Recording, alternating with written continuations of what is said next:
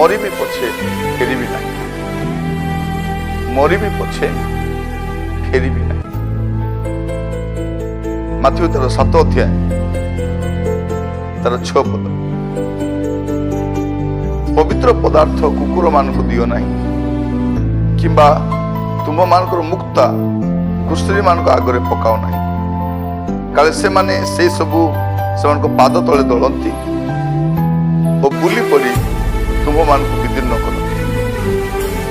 ଏ ସ୍ଥାନରେ 2ଟି ବିଷୟ ଲେଖାଯାଏ। ପବିତ୍ର ପଦାର୍ଥ କୁକୁର ମାନଙ୍କୁ ଦିଅ, କାରଣ ସେମାନେ ପବିତ୍ର ପଦାର୍ଥର ମୂଲ୍ୟ ବୁଝିବେ। ତେଣୁ କୁକୁର ମାନଙ୍କୁ ପବିତ୍ର ପଦାର୍ଥ ଦିଅନି।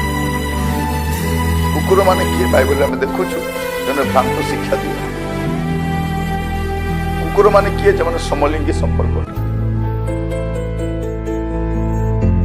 କୁକୁର ମାନେ କିଏ? ଯେମାନେ ମନ୍ଦ କାର୍ଯ୍ୟକୁ ଛାଡ଼ି ପୁନର୍ବାର ତାହା କରିବା ପାଇଁ ଯାଆନ୍ତି। କୁକୁର ମାନେ କିଏ? ଯେଉଁମାନେ ପ୍ରଭୁଙ୍କ ଦାସ ମାନଙ୍କ ବିରୁଦ୍ଧରେ ଅଯଥାରେ ପାଟିତୁଣ୍ଡ କରନ୍ତି। ଲେଖାଯାଉଛି ପବିତ୍ର ପଦାର୍ଥ କୁକୁର ମାନଙ୍କୁ ଦିଅ ନାହିଁ, କିମ୍ବା ତୁମମାନଙ୍କ ମୁକ୍ତା ଘୁଷୁରୀ ମାନଙ୍କ ଆଗରେ ପକାଅ ନାହିଁ। ଗୋଟେ ସମୟ ଥିଲା ଆମମାନଙ୍କ ଜୀବନ ପାପରେ ପରିପୂର୍ଣ୍ଣ ଥିଲା, ମନ୍ଦତାରେ ପରିପୂର୍ଣ୍ଣ ଥିଲା। ଆମେ ବି ଅବାଟରେ ଯାଉଛୁ, ଆମଙ୍କ ଜୀବନ ବି ଭଲ ନଥିଲା। ଗୋଟେ ଘୁଷୁରୀ ତୁଲ୍ୟ ଜୀବନ, ପଙ୍କରେ ପଡ଼ିକି ରହୁଛୁ, ଅଶୁଚି ଜୀବନ କାଟୁଛୁ। ଗୋଟେ ଦୁର୍ଗନ୍ଧତାରେ ପରିପୂର୍ଣ୍ଣ ଜୀବନ ଥିଲା, କିନ୍ତୁ ପ୍ରଭୁ ଆମକୁ ସେଠୁ ରକ୍ଷା କରିଛନ୍ତି। ଆମମାନଙ୍କର ଜୀବନକୁ ବଦଳାଇ ଦେଇଛନ୍ତି, ଆମର ଚରିତ୍ରକୁ ବଦଳାଇଛନ୍ତି। କାରଣ ହୃଦୟ ବଦଳିବା ଦ୍ୱାରା ଆମର ଜୀବନଶୈଳୀ ବଦଳିଛି, ଆମର କଥାବାର୍ତ୍ତା ବଦଳିଛି, ଆମ ଦୃଷ୍ଟିଭଙ୍ଗୀ ବଦଳିଛି। ସକଳ ଆମ ଜୀବନରେ ବଦଳି ଯାଇଛି। ଲେଖାଯାଉଛି କଣ? ପବିତ୍ର ପଦାର୍ଥ କୁକୁର ମାନଙ୍କୁ ଦିଅ ନାହିଁ, କିମ୍ବା ତୁମମାନଙ୍କର ମୁକ୍ତା ଘୁଷୁରୀ ମାନଙ୍କ ଆଗରେ ପକାଅ। ଗୋଟେ ସମୟ ଥିଲା ଆମମାନଙ୍କ ଜୀବନ ଘୁଷୁରୀ ଥିଲା, କିନ୍ତୁ ବର୍ତ୍ତମାନ ପରିବର୍ତ୍ତିତ ହେଇଥିବା ଆମର ସଂକଳ୍ପ କଣ ହେବା ଦରକାର? ମରିବି ପଛେ ଫେରିବି ନାହିଁ। ମୋର ଜୀବନର ଶେଷ ସନ୍ଧ୍ୟା ପର୍ଯ୍ୟନ୍ତ ମୋର ସେ ପୁରୁଣା ଅଭ୍ୟାସକୁ, ପୁରୁଣା ଚରିତ୍ରକୁ, ପୁରୁଣା ଗତିବିଧିକୁ ଆଉ ଲେଉଟି ନ ଯିବା ପାଇଁ ଆଜି ଗୋଟେ ସଂକଳ୍ପ ନେବା ଦରକାର। ମରିବି ପଛେ ଫେରିବି ନାହିଁ। ଆପଣମାନଙ୍କ ସହିତ ଦେଖିବେ ଯେଉଁମାନେ ପରିବର୍ତ୍ତନ ହେଇଥିଲେ, ପ୍ରଭୁଙ୍କୁ ଗ୍ରହଣ କରିଥିଲେ, ସେମାନଙ୍କ ମଧ୍ୟରେ ଅନେକ ସେମାନେ ପଛଘୁଞ୍ଚା ହେଇଯାଇଛନ୍ତି। ଆପଣମାନଙ୍କୁ ମଧ୍ୟ ବେଳେ ବେଳେ ଲାଗିବ, ଆରେ ମୁଁ ବି ଫେରିଗଲେ ହୁଅନ୍ତା କି? କାରଣ ଯୋଉ ମନ୍ଦ ବିଷୟକୁ ଛାଡ଼ିଛନ୍ତି, ଯୋଉ ବ୍ୟଭିଚାର ହେଇପାରେ, ମଦ୍ୟପାନ ହେଇପାରେ, ଅଶୁଚି କାର୍ଯ୍ୟ, ଆପଣ ଯାହା ଯାହା ପରିତ୍ୟାଗ କରିଛନ୍ତି, ସେସବୁ କରିବାର ଗୋଟେ ଆକର୍ଷଣ ପୁଣି ଥରେ ଆସେ। କିନ୍ତୁ ଆଜି ସଂକଳ୍ପ ନେବା ଦରକାର, ମରିବି ପଛେ ଫେରିବି। ପ୍ରିୟ ଭାଇ ଭଉଣୀ ମାନେ, ପ୍ରଭୁ ଆମମାନଙ୍କୁ ଅନୁଗ୍ରହ କରନ୍ତୁ।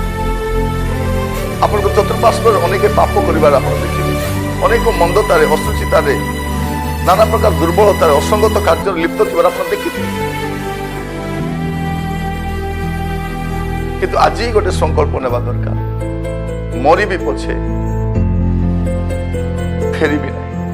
ଘୁଷୁରୀ ପରି ଆଉ ପଛକୁ ଫେରିଯିବି, ସେ ମନ୍ଦତାକୁ ଫେରିଯିବି ନାହିଁ। ଯାହା ମୁଁ ପରିତ୍ୟାଗ କରିଛି, ଯୋଉ ଅଶୁଚି ଜୀବନକୁ ପରିତ୍ୟାଗ କରିଛି, ଯୋଉ ମନ୍ଦ ସମ୍ପର୍କ ମୁଁ ପରିତ୍ୟାଗ କରି ଆସିଛି, ଯୋଉ କୁକର୍ମ ମୁଁ ପରିତ୍ୟାଗ କରି ଆସିଛି, ଆଉ ଘୁଷୁରୀ ଭଳିଆ ନେଉଟିକି ମୁଁ ଯିବି ନାହିଁ, ସେ ପଙ୍କକୁ ଯିବି ନାହିଁ। ଯୋଉ ପଙ୍କିଳ ସ୍ଥାନରୁ ପ୍ରଭୁ ମତେ ଉଦ୍ଧାର କରିଛନ୍ତି, ଯୋଉ କଳଙ୍କିତ ଜୀବନ, ଯୋଉ ଅସୁସ୍ଥତାର ଜୀବନ ମୋର କାଟୁଥିଲି, ସେଇଠୁ ମୁଁ ବାହାରି ଆସିଛି, ଆଉ ସେ ସ୍ଥାନକୁ ମୁଁ ଫେରି ଯିବି ନାହିଁ। ଏହା ଆମର ସଂକଳ୍ପ ହେବା ଦରକାର। କାରଣ ଏମାନଙ୍କର କାର୍ଯ୍ୟ କଣ? ଏ ଘୁଷୁରୀ ଆଉ କୁକୁରର ପ୍ରକୃତି କଣ? ସେମାନେ ପାଦ ତଳେ ଦଳିବେ ଆଉ ବୁଲି ପଡ଼ି ବିଦୀର୍ଣ୍ଣ କରିବେ। এই ঘুষুরর কাম কোন? সে পাদ তলে দଳି পକେଇବ। এই প্রকৃতি আমার দিনে ଥିଲା। ଆମେ ଉତ୍ତମ ବିଷୟକୁ ମାନିବା ପାଇଁ ନାସ୍ତି କରୁଥିଲୁ। ଲୋକମାନେ ଯାହା ବୁଝେଇଲେ ବି ଆମେ ବୁଝୁ ନଥିଲୁ, କାରଣ ଆମର ପ୍ରକୃତି ସେମିତି। ଲୋକମାନେ କୁହ ଘୁଷୁରୀ ପ୍ରକୃତି ପଙ୍କେ ଲୁଟେ, ମନୁଷ୍ୟ ପ୍ରକୃତି ମଲେ ତୁଟେ। କିନ୍ତୁ ଆମର ପ୍ରକୃତି ବଦଳେଇଛି, ଏଟା ପ୍ରଭୁ ଆମକୁ ବଦଳେଇଛି। ଆମେ ଏ ପ୍ରକାର ନଥିଲୁ, ଆମର ଚିନ୍ତାଧାରା ଏ ପ୍ରକାର ନଥିଲା, ଆମର ଜୀବନଶୈଳୀ ଏ ପ୍ରକାର ନଥିଲା। ପ୍ରଭୁ ଯେବେ ଆମ ଜୀବନରେ ଆସିଲେ, ଯୋଉଦିନ ଆମେ ପ୍ରଭୁ ଯୀଶୁଙ୍କୁ ଗ୍ରହଣ କଲୁ, ଆମର ଚରିତ୍ର ବଦଳିଛି, ଆମର ଦୃଷ୍ଟିଭଙ୍ଗୀ ବଦଳିଛି, ଆମର କାର୍ଯ୍ୟକଳାପ ବଦଳିଛି, ଆମର ଗତିବିଧି ବଦଳିଛି, ଗୁଡ଼ାଏ ବିଷୟ ଆମ ଜୀବନରେ ପରିବର୍ତ୍ତନ ଆସିଛି। ତେଣୁ ମୁଁ କହିବା ପାଇଁ ଚାହେଁ, ଆଉ ପଛକୁ ଫେରିଯିବା ନାହିଁ, ମରିବି ପଛେ ଫେରିବି ନାହିଁ। ଆଜି ଆପଣ ଗୁଡ଼ାଏ ପାପର ସହିତ ସଂଘର୍ଷ କରୁଛନ୍ତି।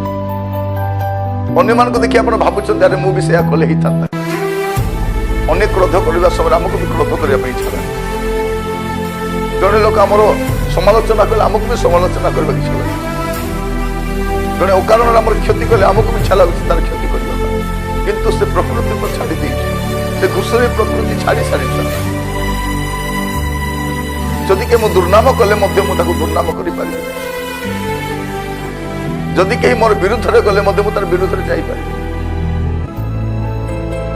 ପ୍ରଭୁ ଆଜି ଆମମାନଙ୍କୁ ଅନୁଗ୍ରହ କରନ୍ତୁ, এই বাক্য শ্রবণ করিবা সময় আমার জীবনকে আমি সমীক্ষা করে দেখি, মরিবি পছে ফেরিবি না, সে যাহা হো না কাহিঁকি আউ মু পশ্চাৎগমন করিবি না, আউ নেউটি ଯିବି ନାହିଁ, ଆଉ ପାପକୁ ଯିବି ନାହିଁ, ଆଉ ମନ୍ଦତାକୁ ଯିବି ନାହିଁ, ନାହିଁ ବୋଲି ଗୋଟେ ଡିସିସନ ନିଅ।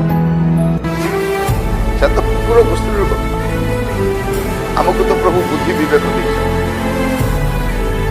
ଜ୍ଞାନ ଦେଇଛନ୍ତି, ସଂଯମୀ ହେବାକୁ ଶକ୍ତି ଦେଇଛନ୍ତି, कंट्रोल करने को प्रभु आमको अधिकार देते। तेणु आज आपंक जीवन में सामना करथिबा छोट छोट दुर्बलता, छोट छोट पाप, छोट छोट आकर्षण, ए सब को परित्याग करंतु आ कहतु मरी भी पछे फेरिबि ना। जहाँ मु परित्याग करिछि, जो मंदता मु परित्याग करिछि, जो असुचि विषय को मु परित्याग करिछि, आउ सेठी को मु नेउटी जीवी नाही। ए संकल्प आपण करिबा पड़े, ए सिद्धांत आपण को नेबा पड़े।